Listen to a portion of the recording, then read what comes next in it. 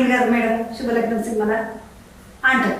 నాకు ఎంత మంచిగా అనిపిస్తుంది, నేను మస్తు రోజులు అంటుంది అంటుంది. అట్లా ఒక వారం మేడం మంచిగా ఇట్లా ముద్దుగా అంటుండే. నేను ఇట్లా పెళ్ళైన కొత్తలు నా పెళ్ళైన కొత్తలనే వచ్చింది ఈ సినిమా అంతా. అప్పుడు నేను అనుకున్నా ఆ మేడం ఒక 1 కోటి రూపాయలకి అమ్మేసింది వాళ్ళ ఆయనని. మా ఇంకటే 10 లక్షలు నీకపోతానా, 10 లక్షలు ఇస్తే ఒక ఇల్లు కొనుక్కుండు, లేకపోతే ఇల్లు కట్టుకుందాం, ఏదో ఒకటి చేసుకోవచ్చు అనుకుంటే మా వాడిని ఎవరే కొనుక్కోరు. చూసిన ఎవరైనా కొంటారే మంచిగా 2 సంవత్సరం చేసుకుంటా, 2 సంవత్సరం కాకుండా ఇస్తామని పోనీ అనుకుంది నేను ఇట్లా.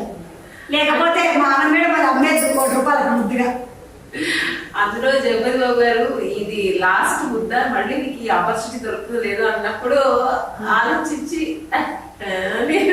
పర్లేదు చూసుకుందాం అన్నట్టు అలా కరెక్ట్ అయింది ఆ సీన్ కి. సినిమాలో అంతా అంటుంది ఆడికి అది మామిడాకుల అది ఇంకో మామి చిగురు. ఇక ఈ చుట్టూ సినిమాలలో మంచిగా చేస్తావు మేడం.